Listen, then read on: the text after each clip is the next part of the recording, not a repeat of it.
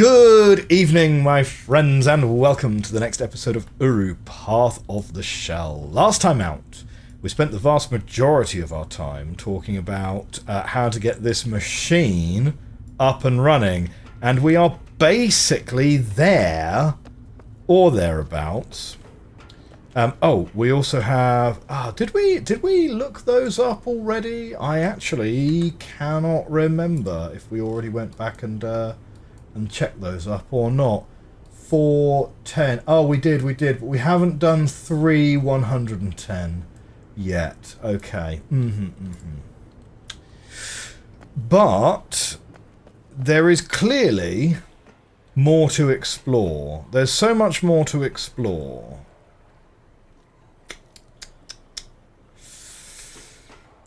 Because we have a button here which does nothing.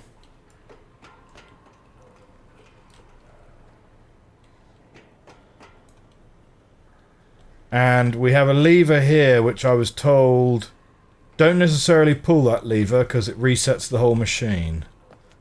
Maybe, I don't know. I can't quite remember actually what was said about that lever. But we've got these on, and these... Right, so these, at the end of last episode, we turned all of them on. So these are now all spinning, although they don't all have water in them.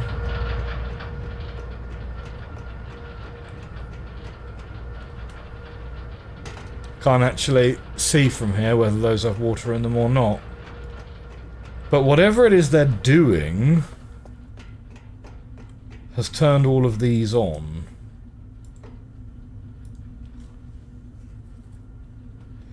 I need to kind of think about the things that are buttons don't look like buttons, and the things that don't look like buttons are buttons.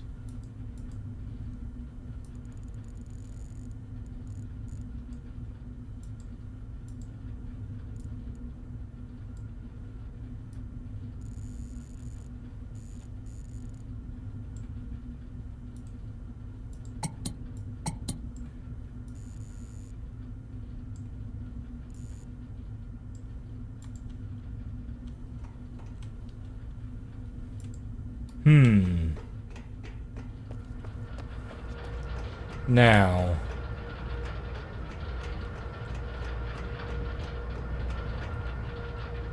I'm not convinced doing that has done anything material to this one. Let's check this one over here, because this one has water in it. Oh, it's making big gurgling noises, isn't it?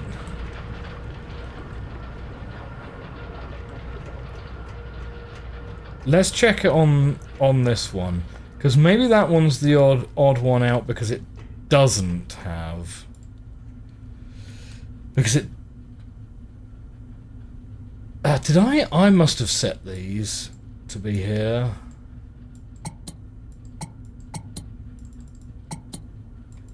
Long press?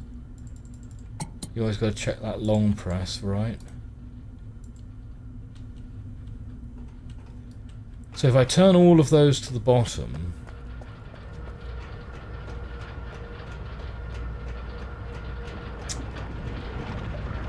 See, that doesn't seem to have done much in terms of the level of water, the speed of the thing, or the noises that it's making. Now here's the thing, there's actually no fast way for me to get over to the other side of the thing, because in the control room we turned all of these back on and then we used our journey cloth to warp back over here. So if we do want to go back to that control room, it's not a short trip to do it.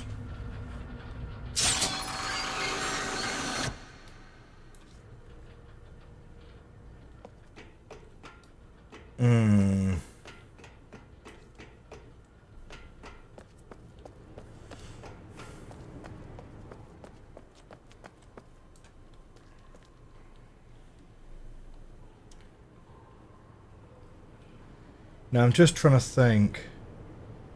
Hey, we got James Moores in the chat. Good to see you.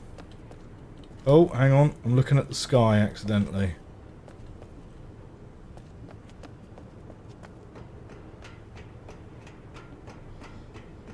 I'm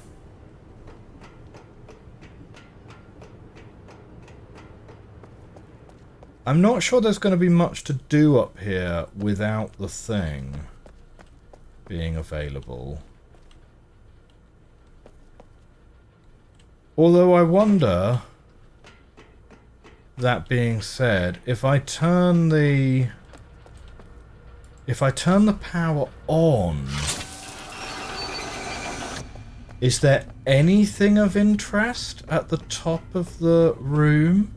Because we couldn't get up there with the elevator before. So we've not quite been there. We have Dodo in the chat. Hello to you.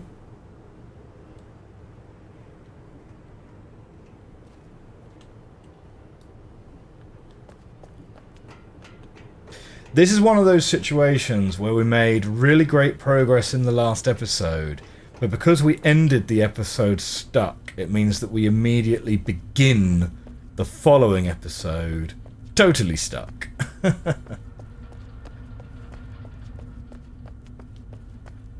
That's kind of interesting how it's put a guardrail all over here, but but I could jump down before. Ah, these things at the top of the room.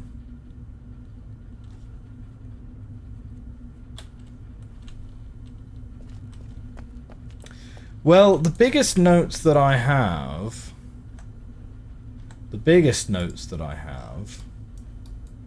are these drawings. But I have all the information that you guys think I need.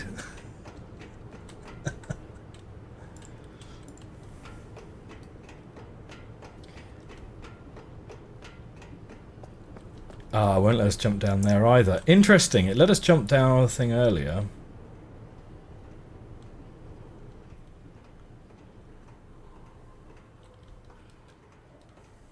Much debate, much debate. So let me have a think, right? So this does a reset, right? Uh-oh. Ah, thank you, Spiper, for stepping in there. Yes, Banhammer. Donk donk. Don't feed the bots. Don't engage with the trolls. No, not the trolls. The bots. The bots. We call these side hints. Ah. Yeah, I mean, they're literally just robots, right? Just not worth worrying about. Okay. Let me think. I'm going to take a picture of this. Right? Because I'm fairly sure all of these panels are literally identical. But I can't be 100% sure.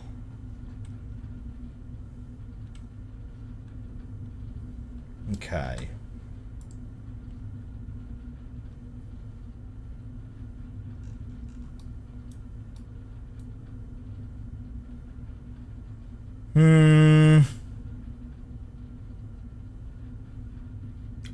Yeah, because I was looking at the placement of these pieces, of the white pieces around here, but yeah, no, it is literally the same.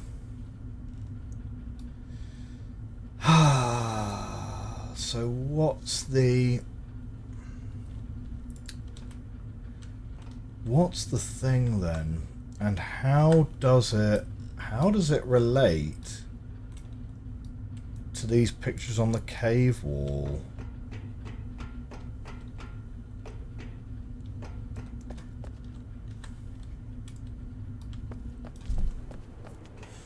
If someone were trying to leave me instructions, they've done a very bad job of it.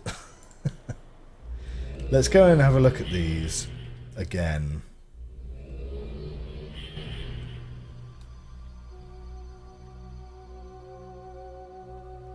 Okay.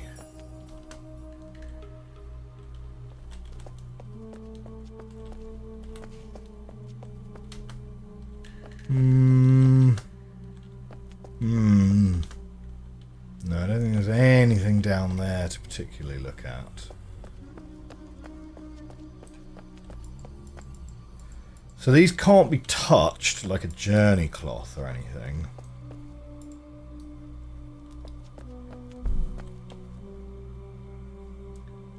Now, what do we have? If we look at the panel here...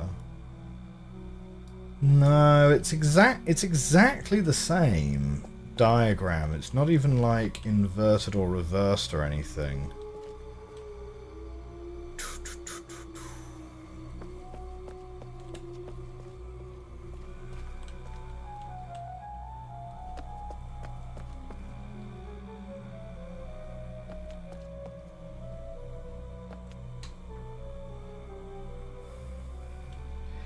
If you look closely, you might understand. As usual, no one reads the instructions correctly.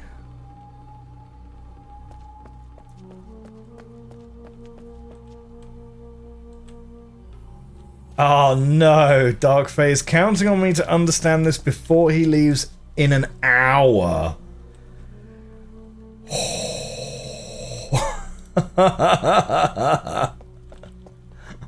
Wow, that's cold. That's cold.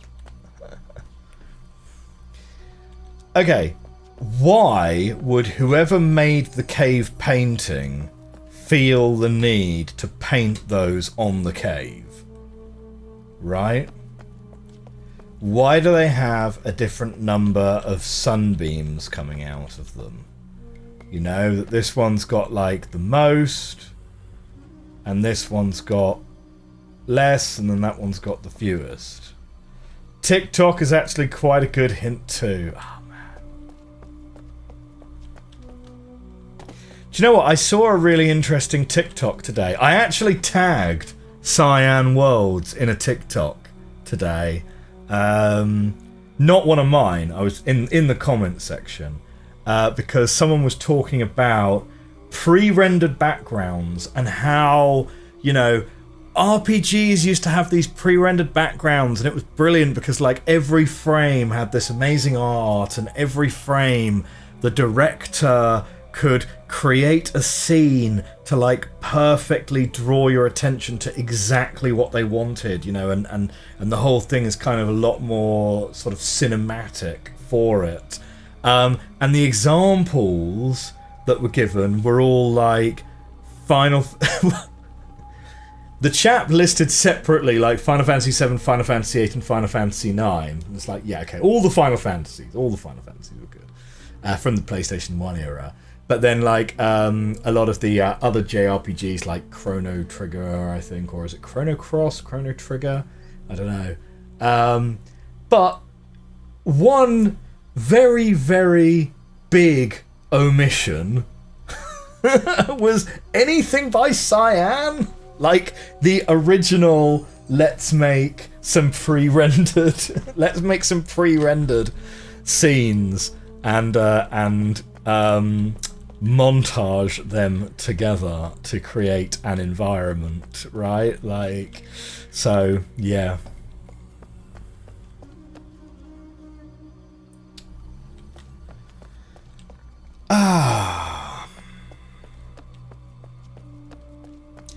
These people have not played Expedition 33. I had someone in the comments the other day actually asking if I was going to play Expedition 33. Currently, I have no plans to play Expedition 33. Not that, you know, not that I think it's a bad game or anything, but it's just that, I don't know. I mean, JRPGs aren't really my bag so much, really. Oh, shoot. It's, to get back to the thing, I can only go from here. Do I want to go back to the control room? It's a little bit of a walk, but it is doable. It is doable.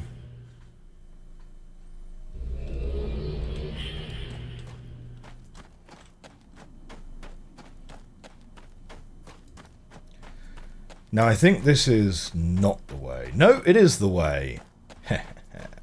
Brilliant.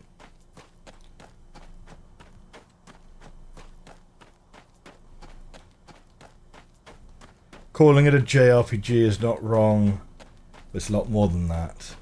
I heard someone call it... I can't remember if it was someone at work or if it was one of you guys in the comments. I don't know, but I've certainly heard someone calling it a JRPG, as in JE-RPG, which I thought was very fun and and very yeah, you know, because obviously it's French. That's the joke, right?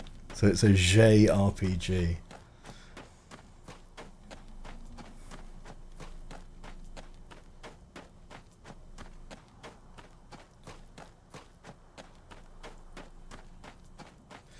Now let me think, what was the last JRPG I played? My wife and I tried, whilst I was on paternity, we tried to have another go at Final Fantasy 13. Because Final Fantasy 13 sort of weirdly seems to be going through a Star Wars prequels type renaissance, where the people who played Final Fantasy 13 as their first Final Fantasy are, you know, kind of more chronically online than they used to be, and say that, oh no, Final Fantasy 13 is actually better than you remember it. You should give it another go. So we tried playing Final Fantasy 13 again, because like I did try it when it first came out. Oh shoot, we got the ears. Oh no one's redeemed the ears in months. Hang on. Oh, I've got to reach behind my computer.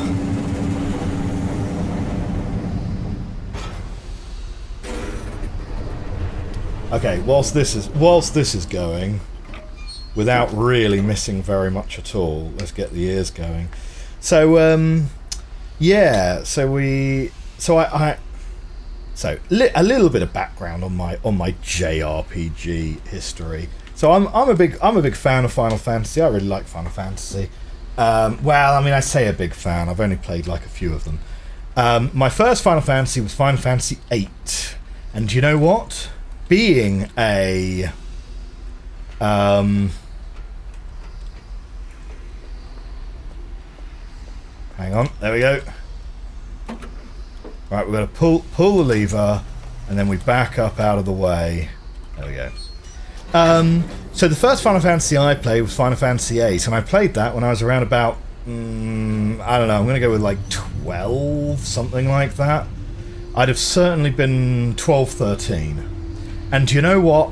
The level of teenage angst in Final Fantasy VIII was just absolutely at the perfect level for me at like 12 or 13 years old, right? Like absolutely sweet spot. I was just like, oh my god, this game understands me, guys, you know?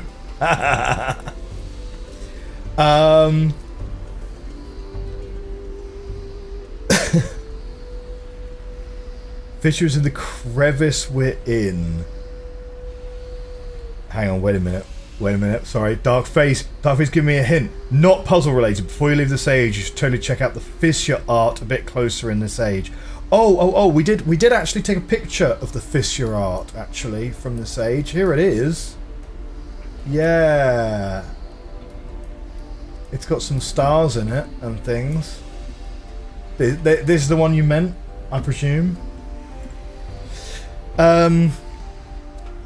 So yeah. So Final Fantasy VIII was my first one. Absolutely loved it. Played it for months. I think it's possibly my most replayed game of that type. Like, not counting roguelikes and stuff like that. But, you know, of large story-based games, you know, like Metal Gear Solid or Final Fantasy VIII, probably my most played. I've probably played through the whole thing like 6 or 7 times over the years, something like that. And that's one of the ones that I have actually 100%ed. Except for the really weird stuff, because there's some really weird stuff, like with the UFOs and things, which is a bit like, yeah, okay.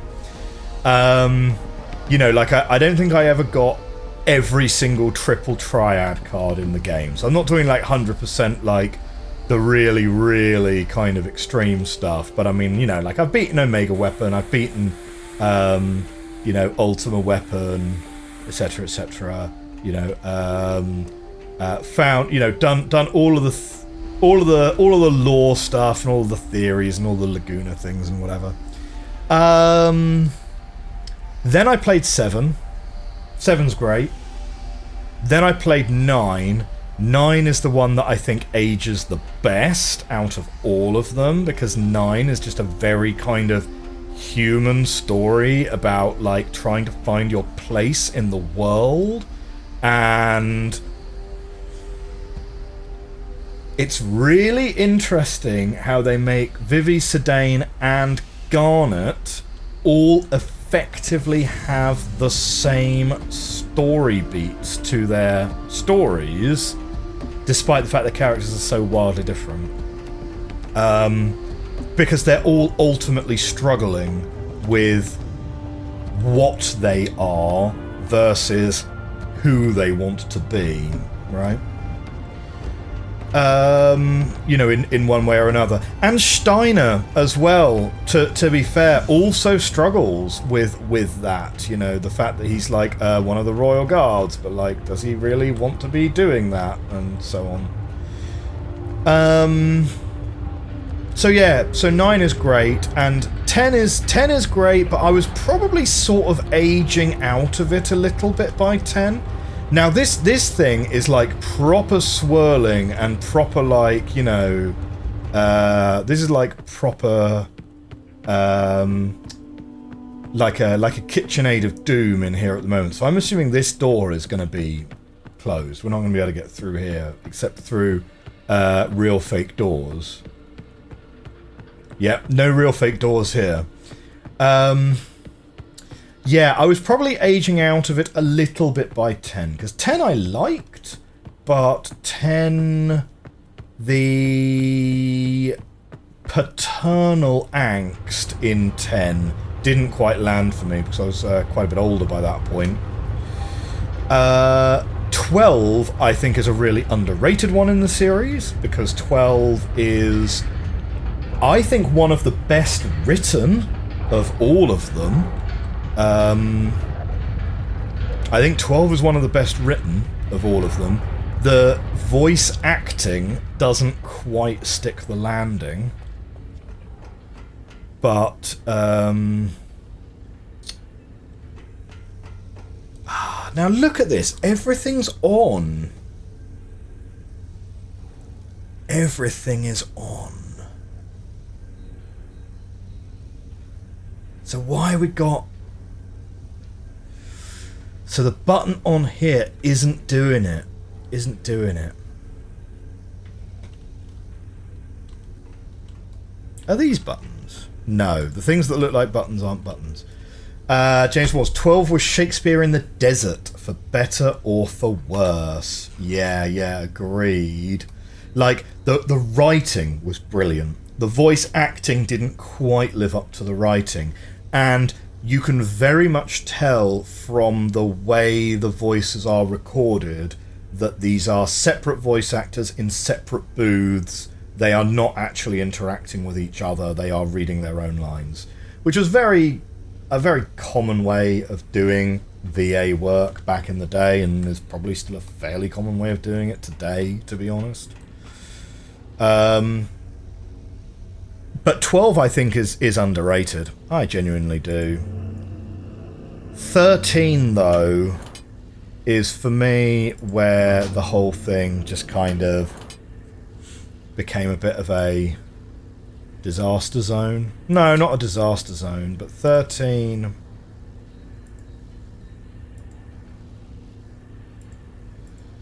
So all we can do is turn on and off. Turning off turns off the viewer entirely.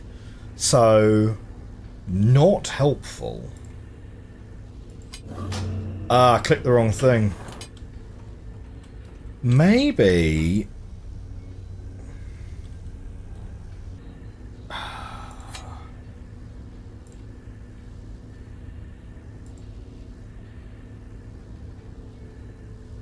It takes a little while to do the things, doesn't it?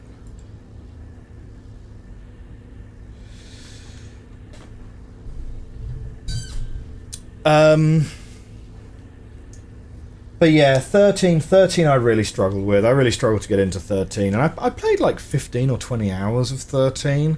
Like, trying to really like it. But yeah, just couldn't really get it. It's a real door. With your Hollow Knight love and where you are in life, I think you'd love Expedition. And the story will hit you hard, probably. Fair.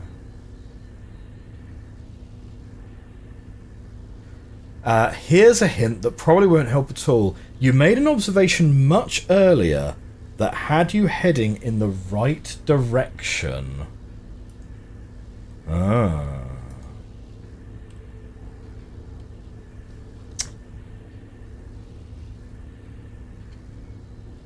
Okay, narrow this down for me, chat. Does solving the puzzle require me to be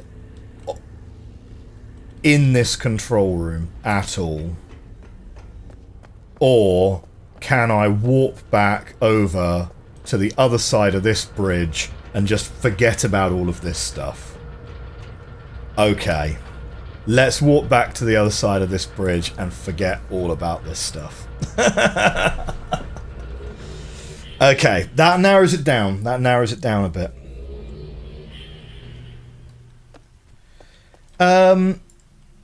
So yeah, so we tried 13 again. Couldn't do it.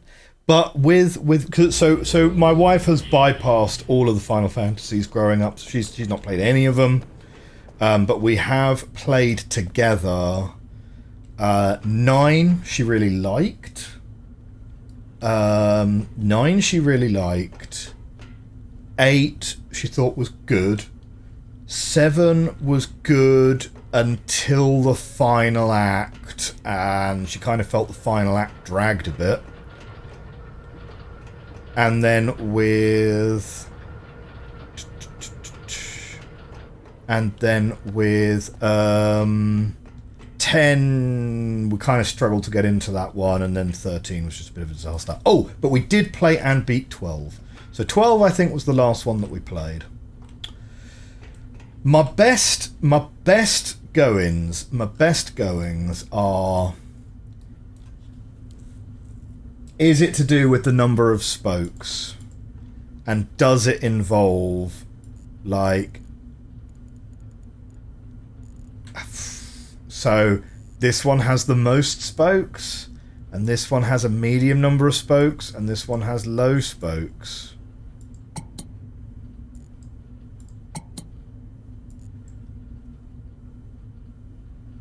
But I don't necessarily think it could be... Could it literally be counting the spokes? Like, If we start at 1 here and we literally count them off, like 1, 2, 3, 4, 5, 6, 7, 8, 9, 10, 11, 12, 13, 14, 15, 16, 17, 18, 19. There's 20 there.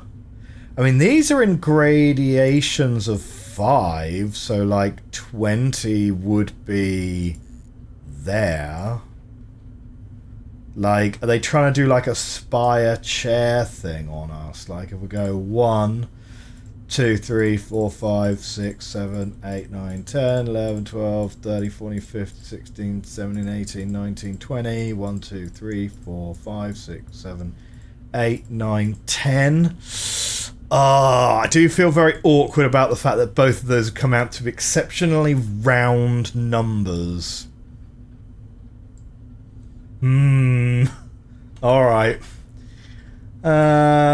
Start with that one. 1, 2, 3, 4, 5, 6, 7, 8, 9, 10, 11, 12, 13, 14, 15, 16, 17, 18, 19, 20, 21, 22, 23, 24, 25, 26, 27, 28, 29, 30. This is like counting the cultures in a petri dish. Have you ever seen someone doing that? With so what you do, if you get bacteria cultures, you need to count them, and you take a pen and you literally put dots on them. You don't distract someone when they're doing that. They get very angry with you. 1, 2, 3, 4, 5, 6, 7, 8, 9, 10. So 40, maybe.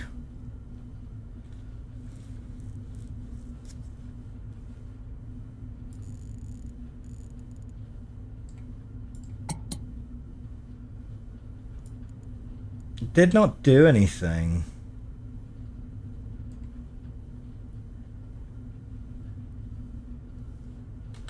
I was definitely 40. So those aren't buttons. Wait a minute. Yeah, that's 30. It's this one which is 40. 5, 10, 15, 20, 25, 30, 35, 40. Yeah, so about there. You there, you there, you there. Maybe we need to set all of them?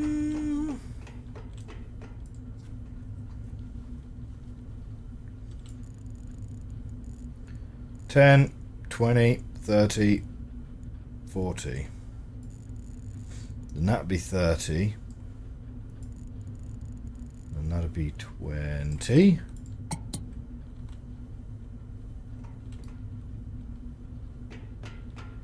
She made a chamber of hints. 10, 20, 30, 40. I'm hoping these are pretty forgivable. One of the things we were talking about in the comments section... James says, gotta count them fast, lest they multiply in the meantime. Oh dear. There are some parts of science that are genuinely incredibly tedious, and I'm really glad I don't have to do... Wait! That's now turning on! What?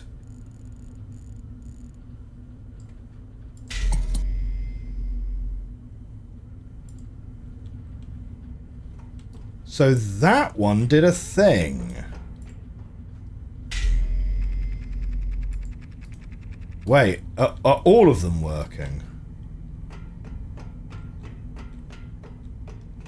I don't know. Let's go and check the thing. Maybe we have to press the button on all of them, maybe we don't.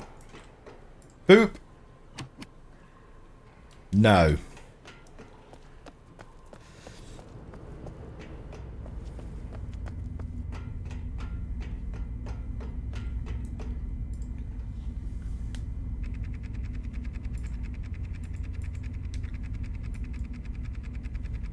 Okay, so that's sort of running. Are these all running? This is still not a thing.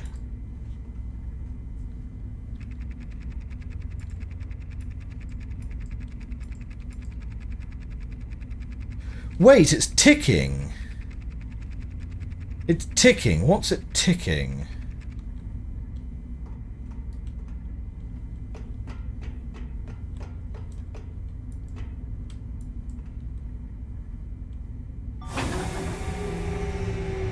This is almost certainly not going to do anything.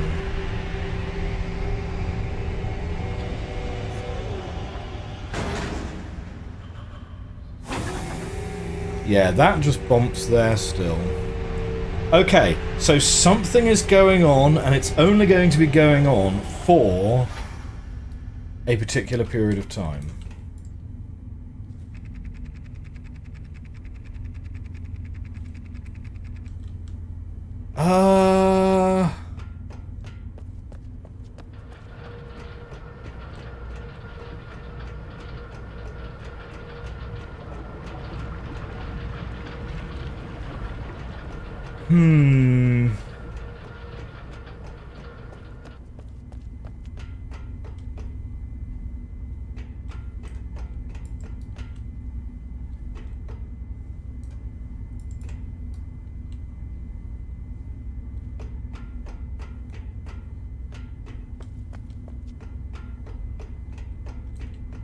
It's weird because it kind of, you can't hear the ticking unless you are in the thing.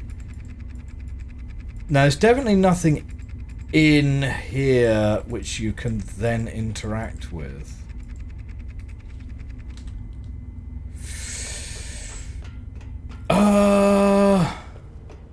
Okay, it's a pretty... Oh, no, there's nothing... Nothing in an age can go and affect another age, right? So... I don't think it can be anything like... Because this age here... let's go check it out. It'll take us like 1 minute to check it out. But there was like nothing we could do in this age. But like as far as I'm aware, nothing in an age can affect something in another age. That takes you back there. It's fair to say you can tell us more FF stories now. So, I mean, in terms of the retro Final Fantasies, or what I would call the retro Final Fantasies anyway. Oh, yes, it's done that weird thing where we're now sort of in the floor. But, no, this door is not open. It would be weird if you could do something in one age and it would affect something in a different age. Like, not impossible, maybe, I don't know. But, yeah, no, not, we've never seen anything like that before. This very much looks like it is like a control panel for something.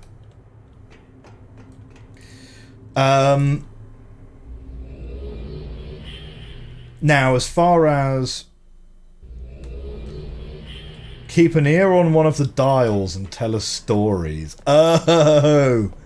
Oh, it's a, you have to wait, is it?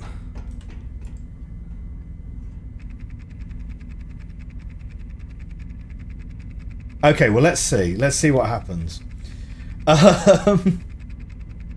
What is possible between ages, though? Well, that's the thing, you know, like this whole series has always been an exercise in saying, well, you can't warp to the same, you know, you can't warp to the same age that you're currently in until someone finds a way using the art that you can do that. Or you can't carry a linking book with you until someone finds a way to create Relto books, and then you can carry a linking book with you, right? So there's always scope for you to be able to say, is it counting down the time we have to stream for? Well, no, hopefully not. This is not breaking any rules that you know of. Okay, fair enough.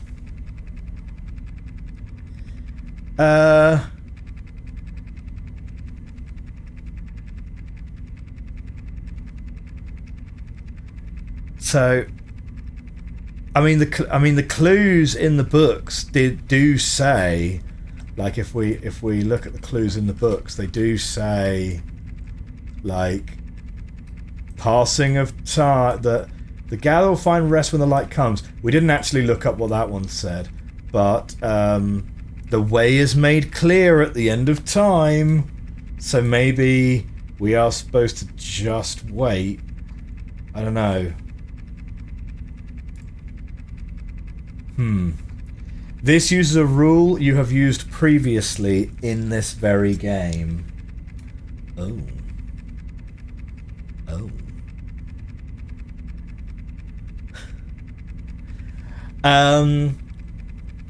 So yeah, so with the retro Final Fantasies 1 to 6, I have had a go at most of them. I don't think I've ever played 2. So I had the PlayStation 1, and most of them got a PS1 release at one point or another. So 1 and 2 came bundled together in one thing, which is why I've played 1 but I never played 2. Because I was going to play 2 after 1, though I never beat 1, so I've never even played 2. Which is probably the wrong order to do it in, because 1 is weird. Like, none of the characters talk, and they don't have names and personalities, right? It's literally, it's much closer to Dungeons and Dragons, where you create a party of 4, you give them classes, and what their personalities are or how they react to things that are going on is kind of up to you to make up, because the game, people talk to you. A little bit like, Legend of Zelda, I suppose. Except without the facial expressions. But yeah, never played 2. 3 was a weird anomaly, because that's the only one that never got a PlayStation release. So, but I did play 3 on... They did like a 3DS re-release of it. So I had it on the DS. But the 3DS version is also available on Steam as well. So I think I played it on my computer at one point as well. But again, never completed it. Got to the second world, didn't manage to complete it. And then, and then you've got 4, 5, and 6. 4 and 5 I got very close to the end on both of them. I think 4 I actually got to the final boss. But the final boss is a massively more difficult boss than any of the bosses that come before it. The final boss in 4, unless I was doing something really wrong, is really, really hard. 5 I think I actually beat, although I don't really remember the end. It was a long, long time ago. And 6 I've played a few hours of, but never got terribly far with. And that's in all the Final Fantasies. And then I did have a copy of Crystal Chronicles. Well, I say did have a copy. I do have a copy, like, somewhere of Crystal Chronicles on the GameCube. I have repurchased that on the Switch because I was thinking about playing that with my kids at some point. But that's not great. That's not a very good game at all. Now, one game that Square did release. Okay, hang on. Whilst we're waiting for this, I'm going to show you. It's like, I think it's down here. You guys probably can't hear me at all when I'm down here, so hang on. Just give me 1 second.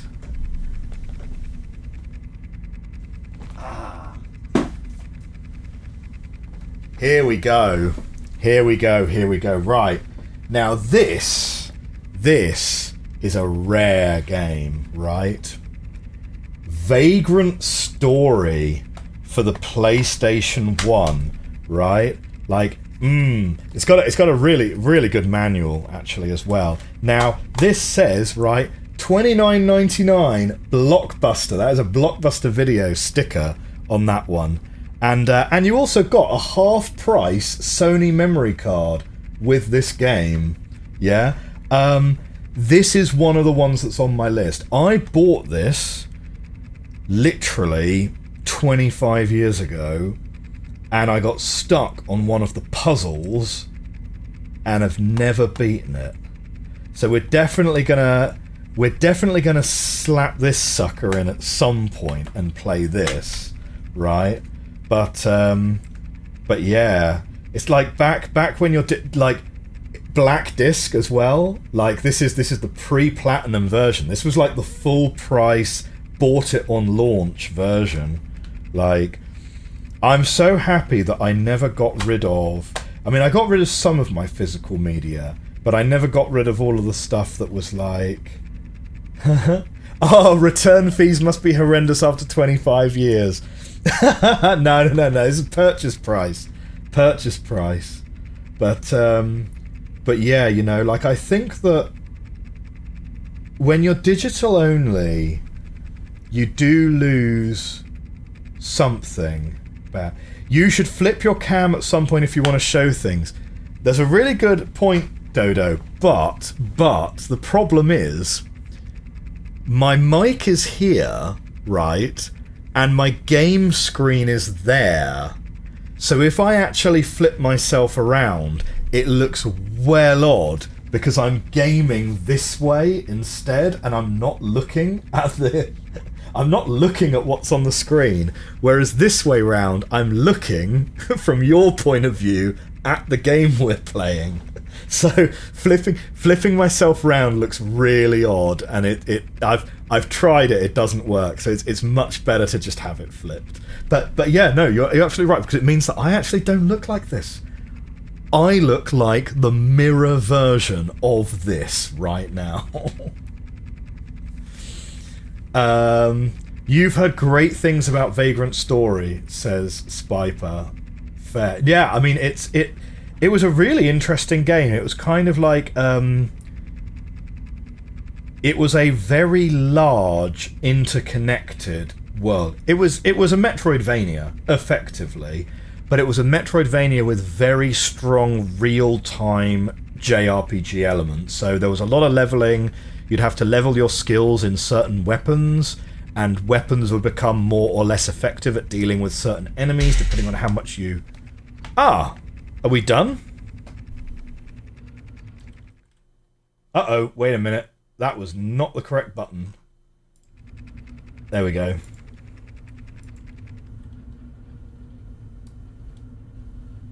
Okay. We made a ka-clunk sound. So what Oh, the button's now lit up. The button's now lit up, everyone. Yes. Okay, we'll come back to the Vagrant Story story later. No, I'll finish the Vagrant Story now, because otherwise I'll get sidetracked. Yeah, so it's a very large interconnected world. There's a lot of combat, and your weapons get better at dealing with certain enemies, and so, you know, you have to use like spears for dragons and axes for different enemies and so on. But it was also a little bit like, weirdly a bit like, not Parappa the Rapper quite, but it sort of had a bit of a rhythm game aspect to it, because you had to kind of like hit your you kind of had to hit your combos, so it was sort of real time as well. What if the button turns back off? that would be hilarious. But there we go. So yeah, so Vagrant Story, it is on the list at some point, because this is genuinely a game from my childhood that I never got round to finishing. Very similar to like Wind Waker, Majora's Mask, and so on, right? So like at the moment we're playing through all of the retro Zelda games, and I'm having a good time with that. Maybe, I don't know, maybe we'll play Vagrant Story after we finish Ocarina of Time. I don't know. Majora's Mask is still on the list, but I might want to take a brief Zelda break once we've done Ocarina. Okay, so we've got 5 Digletts sitting around. So what are you guys doing? I mean, I guess we push this button. This button is different to that button. So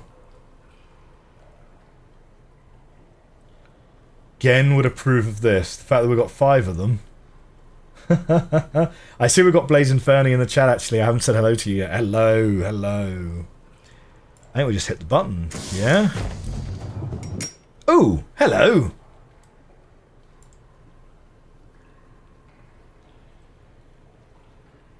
Ah, we're going to take this with us. Oh! How rude. Fine. Give me another one. Thank you.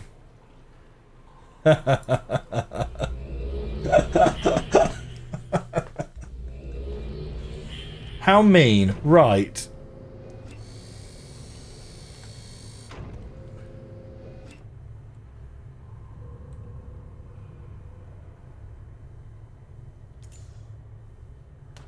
Oh.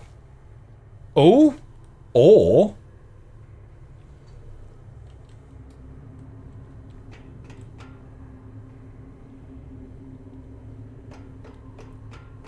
what's that going to do for us?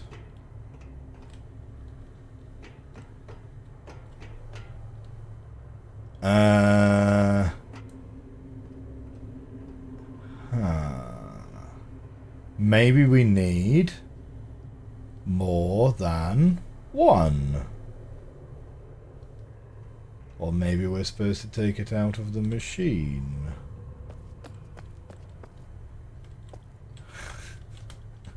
Out of the floor. Come on. Up.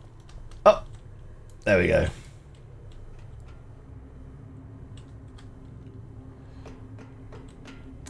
It looks like we're back in Dene, doesn't it? From how orange it is here. Oh, maybe that's what we're doing.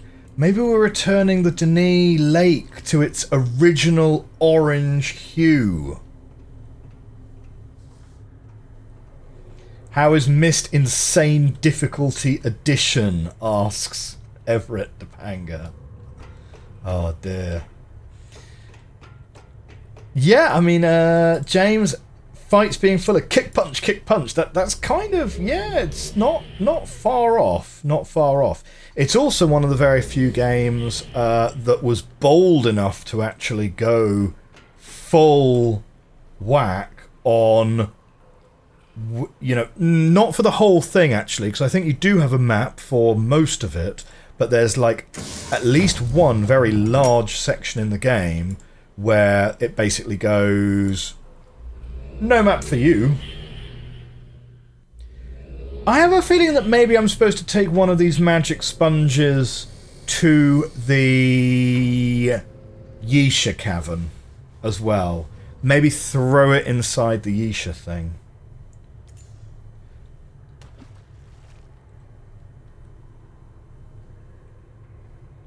Because the fact that Yeesha has painted these things on the wall, maybe that's where we're supposed to be taking these things. I'm assuming, yes, that the machine was creating the little Diglett sponges. I'm guessing that must be what it was doing. But whatever it is, like, dropping the sponges into here seems to be doing nothing. So... you would save at least one of these for a later point. Well, we've only got 2 left. And the game doesn't let you do save points. So... oh dear. Right, here we go. This is how we were supposed to light the lake in live. Oh, that's nice. That's nice. As far as you know, it doesn't work anywhere at all. I mean, it counts in live, but it doesn't light it. Or has that been added? Are we playing a Null's Lock? We can always put another batch on and come back later. Okay. Well, anyway, I'm not going to do... I'm going to grab one, and we're going to go into Yeesha's tablet, right? Because that's got to be something we're going to use here. There we go. Oh, he's just going to drop it straight away. Why not? Okay, now what's going to happen?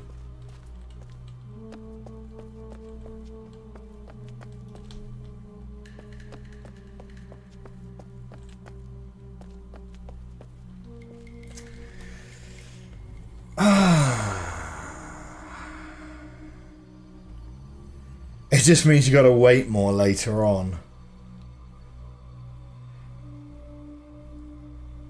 don't waste your giant cylinder thingies. I didn't feel like I was wasting them. Well, we've only got one left. I mean, the only other avenue available to me would be to go to Relto, right? I was genuinely expecting coming here would do something. So, okay.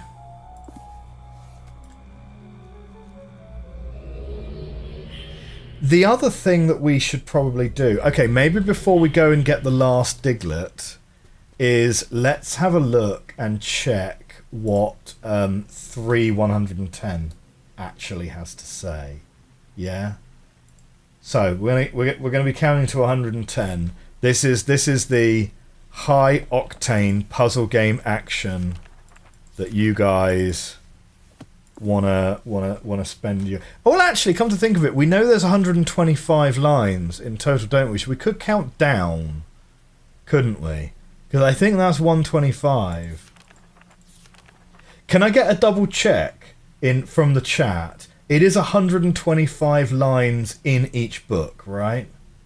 James says yes, why not count down from 125? Okay.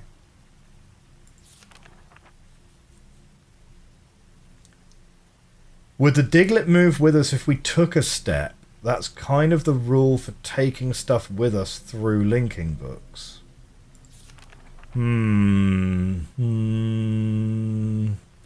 We can usually step, yeah. But he's holding his hand on it, isn't he? So 5, 4, 3, 2, 1. Wait, hang on. Counting down is hard. 1, 20, 9, 8, 7, 6, 5, 4, 3, 2, 1, 10. The path of the stone is toil for the gathered. Is that right? 10, 11, 12, 13, 14, 15, 16, 17, 18, 19, 20, 21, 22, 23, 24, 25. The path of the stone is toil for the gathered. That doesn't particularly sound like it helps very much, but I'm sure it will make sense in context later.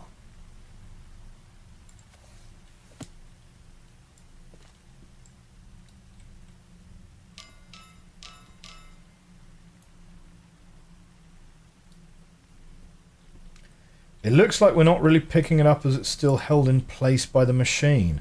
Well, I would say we're not picking it up, are we? Because we're putting our hand on it, and if we take too long, machine drops it into the water. So I don't know.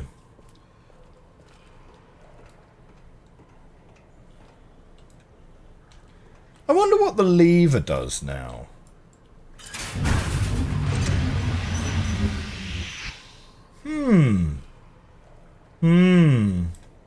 Well, that was a mistake. Okay.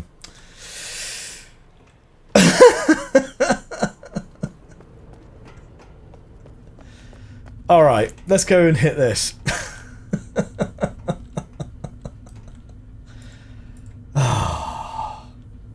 Right. We could always come back. We could always come back to this later. Right. Hang on. Has it started ticking yet? Yes, it has started ticking. I suppose we could always come back to this later.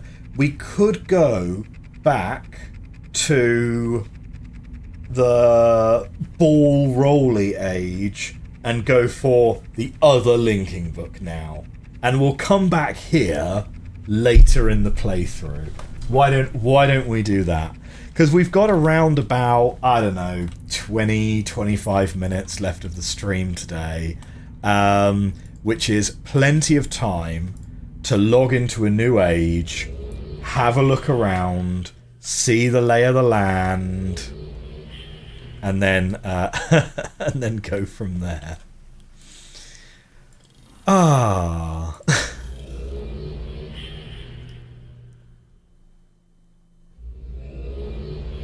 But yeah, I don't know if any of my other kind of retro RPG slash Metroidvanias would be of particular interest.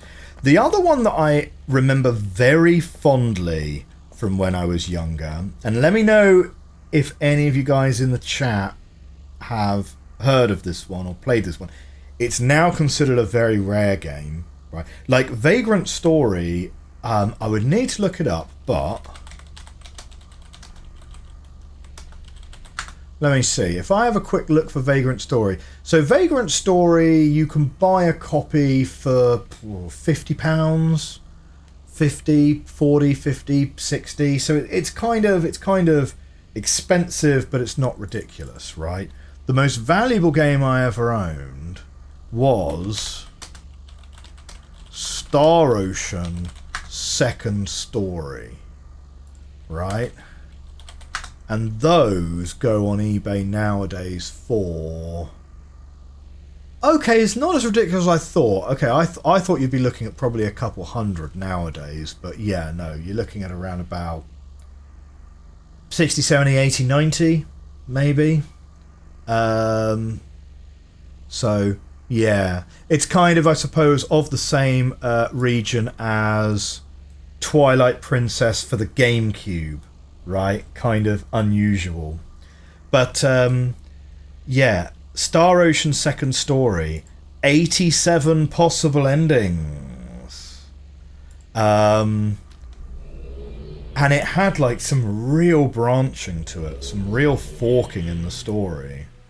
I really enjoyed that, but then again, I'm sure it's much surpassed nowadays by more modern RPGs like, to be fair, Baldur's Gate 3 is so open-ended that maybe I'll play that one day. Here we are. So this is a... What's the chap's name?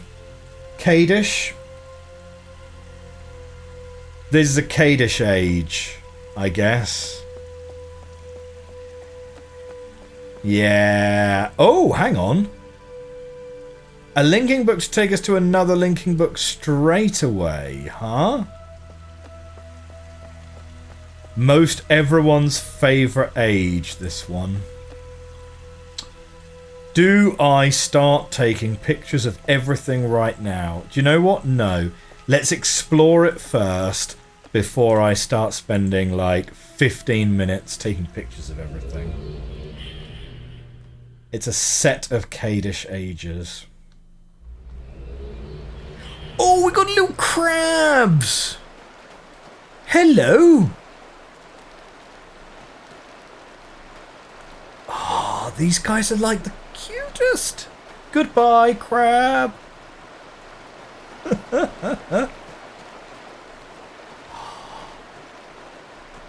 Bye! They can swim, presumably. I would have thought. This is huge.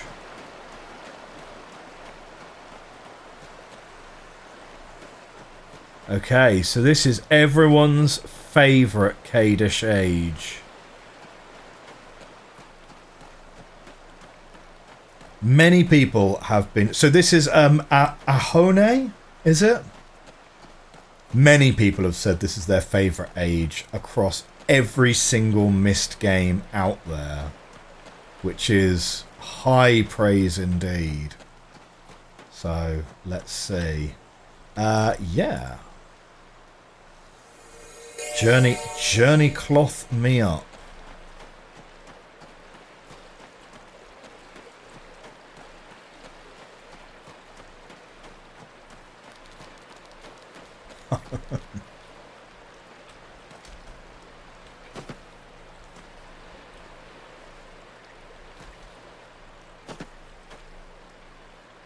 I can see something in the water over there.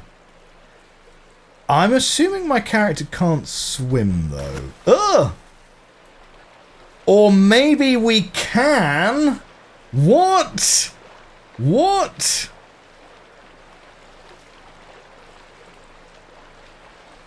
We can just totally swim. Ah, there's actually a current. Oh no. What?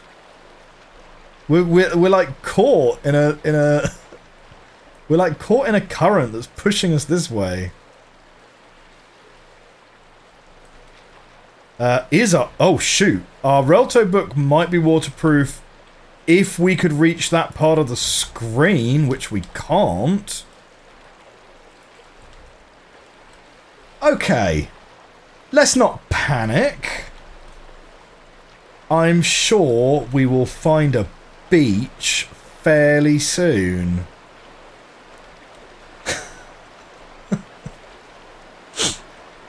Here we go. Down the friendly waterfall. Ugh. Right. There's got to be a spot to be able to get out of this here. Here we go. Yes.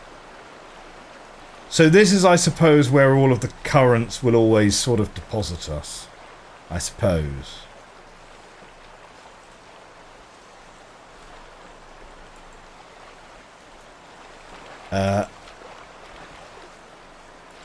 Oh no. Oh, I'm sort of stuck. Okay, never mind. Right, we're reltoing out of this nonsense. Okay. Although that thing we were swimming to looks like it should be achievable. Blonk, blonk. Probably the second one.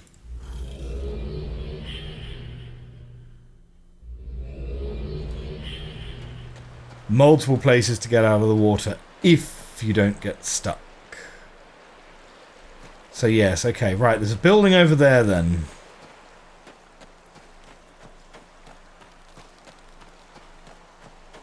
Let's check out the rest of this little island first, though.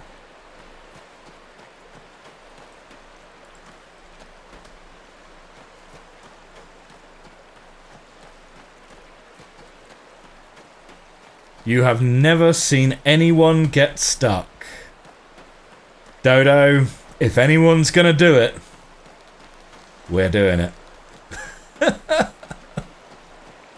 Don't tempt me. I'll do it. I'll get us stuck. Right, so that takes us back to where we were before.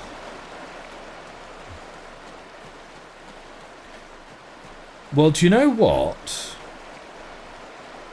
It's a fancy statue in the middle. It is. Do you know what, actually?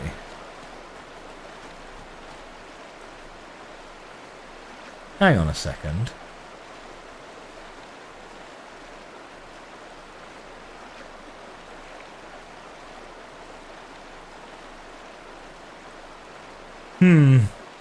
I thought I saw something there, but maybe not. Like, that clearly does warrant a screenshot, doesn't it, of course? But anyway. I am going to hit up this linking book, though. Because... just to rule out that this is like a Bevin Kirol situation. Where two places through the linking panel look very similar, but in fact are not the same place.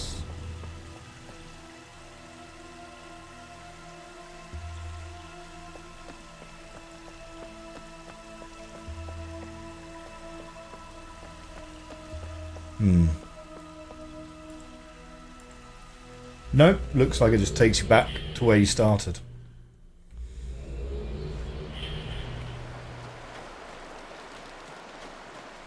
So, I did start playing very recently, just in my spare time. Me and a couple of friends have gone and started Divinity Original Sin 2, which is Larian Studios. Same people that made Baldur's Gate 3. It's like the game that they did just before Baldur's Gate 3. Never played it before. I have played...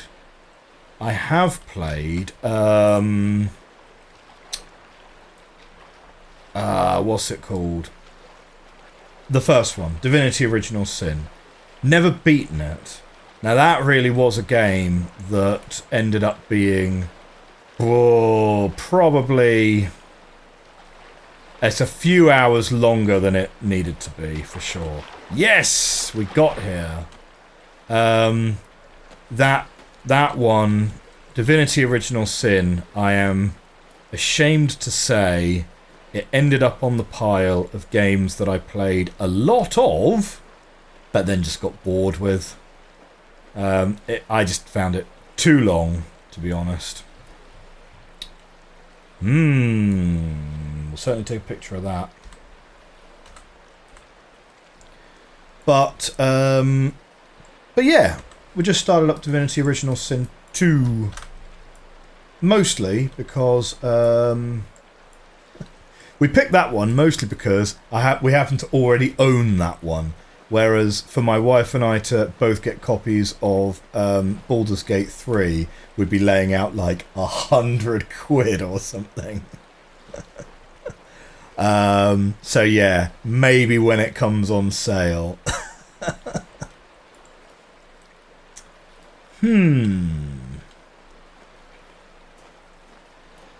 So the only thing that's here is that picture.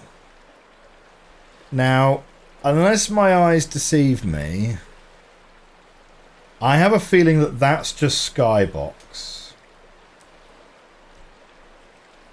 This is where the walking mechanic comes in handy. Yeah. We're definitely walking around this one for sure. For sure.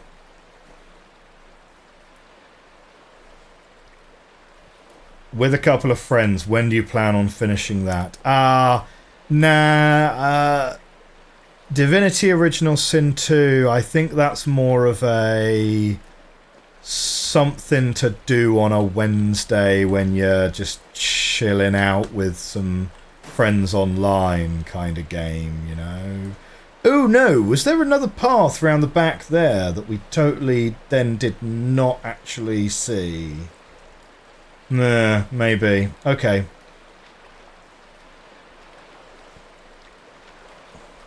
Have a great day at work, Dark Fae. Hope you have a happy Friday. Thanks for getting up so early to catch the stream. Baldur's Gate 3 is worth 200, to be fair. Yeah, I mean, like, I'm not saying it's not. I mean, it's a really great game. Everyone really rates it. You know, we just all got budgets to live by, right? I don't think I've ever paid like that much for it. But I mean, to be fair, Baldur's Gate 3 is very reasonably priced.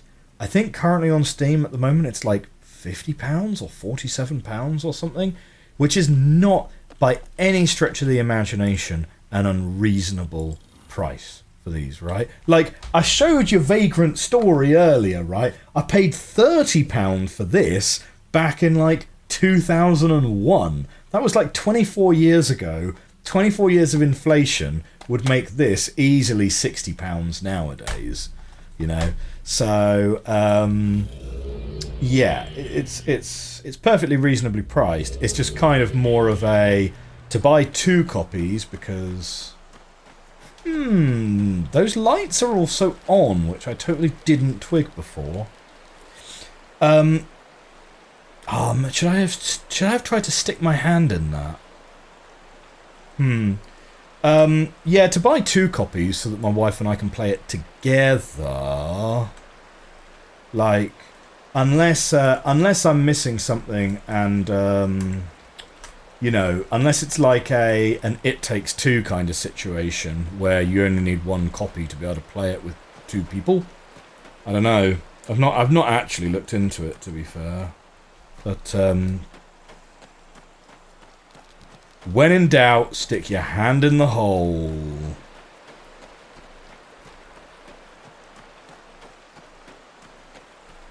It's a stream worth getting up early for. Oh my god, that's like the nicest thing anyone said to me all day, I think.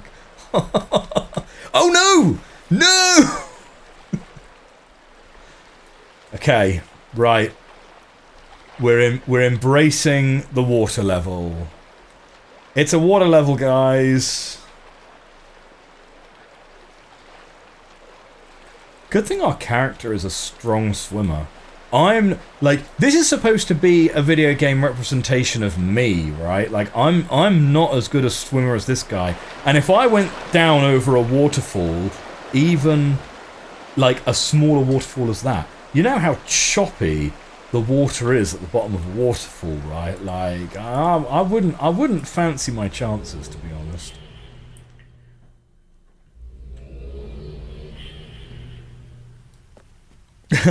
You like how I panic when I'm falling in?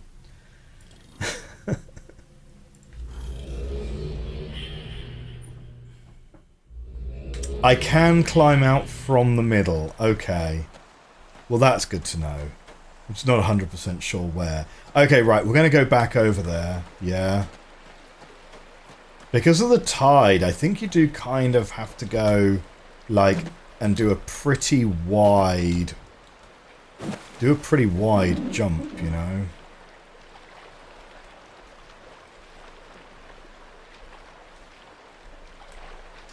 Here we go. This is where we're going.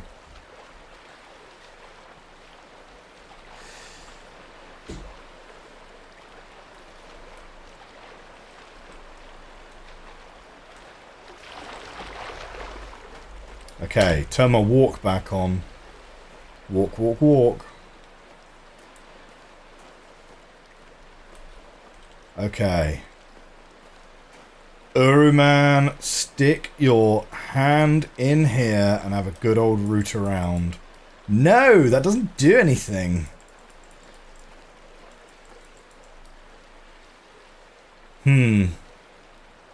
How very disappointing.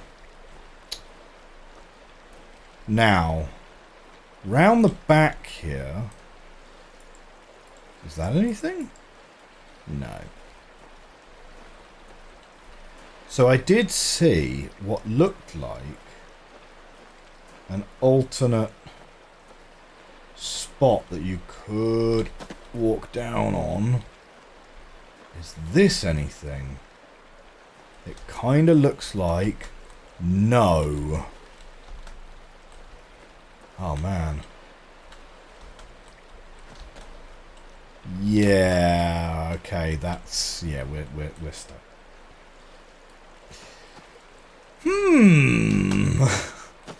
Well, I have to admit, guys, as of so far, really don't see the appeal of this siege.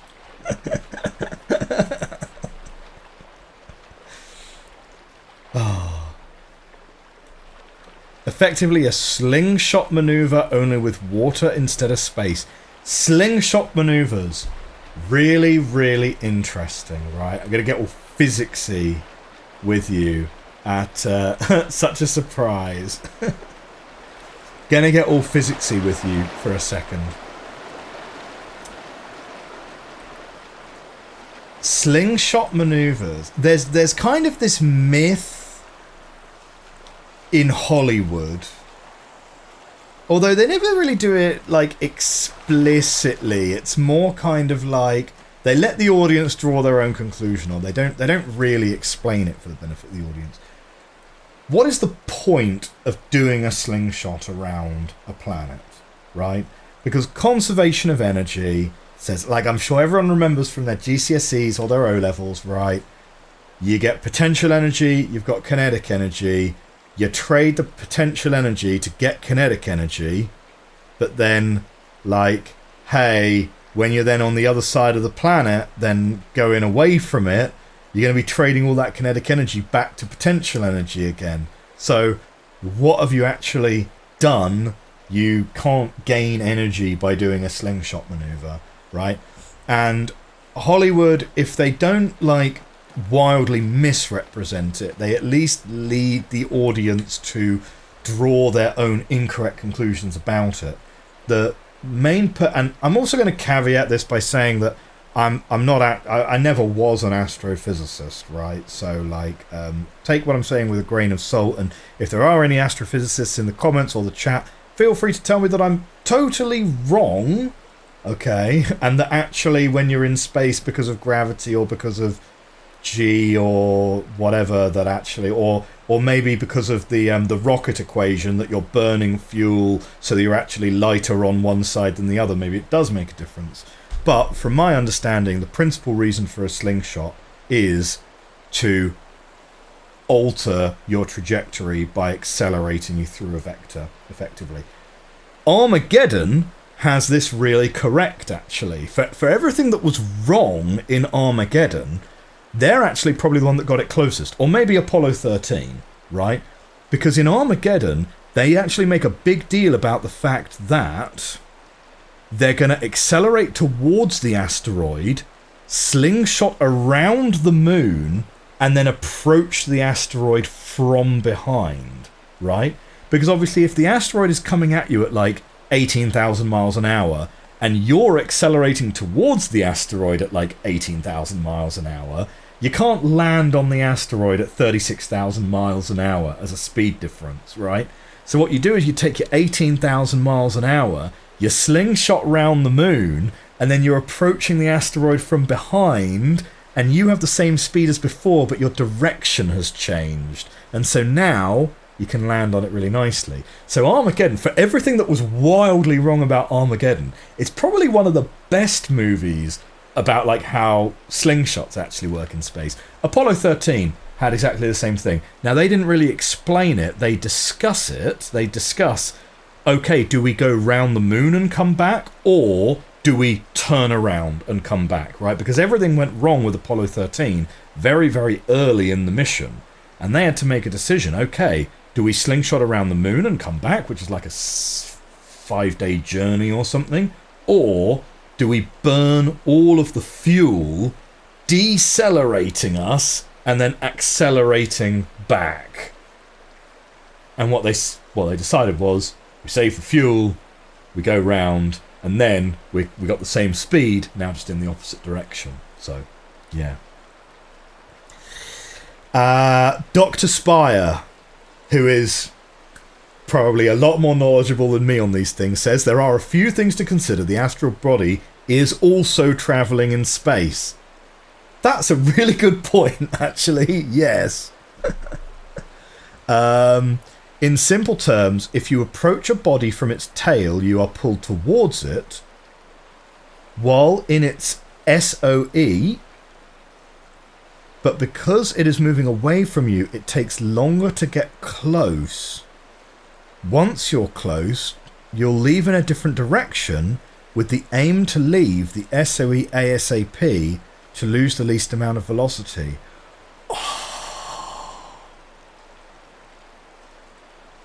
That's actually genius. That's actually genius. There you go. Right. Who needs to pay... Wrong acronym. Meant SOI, Sphere of Influence. Who needs to pay $9,000 a year for a physics degree when you can just come here and we'll teach you everything you need to know, right? That is actually a fully paid up explanation. No, that's really good. And actually, I genuinely feel like I have learned something from that there. That's cool. All right. Okay. Who says learning can't be fun? Unfortunately, my friends, with that very long segue about slingshots behind us, we are going to be ending the stream today. Our minds have been expanded. Qualification, played Kerbal Space Program, and you wonder how things work. The best kind of experience. Life experience. Yeah. Excellent. Okay, so University of Life behind us. The University of Hard Knocks. The School of Hard Knocks, everyone. Okay, we're going to be ending the stream there. Thank you all very much for coming along to the stream. Sorry it was a little bit of a shorter stream than usual, but we'll be back next. Will the Diglets have hatched by next stream? Well, do you know what? Like, this game certainly has had its fair share of things where stuff in real world time gets counted, like the day-night cycle on that one random desert planet, where every time we were going there, it was night because we were always streaming at the same time every week, and that was actually really inconvenient. But anyway, okay, so yes, if you are watching on YouTube in the future, thank you very much for watching this recording of this stream. Hit that like button, hit that subscribe button. I will see you in the comment section very soon in another video, or this in a week's time. So thank you very much for coming along. I'll see you soon. Bye for now. Okay, so that's going to wrap up the YouTube recording.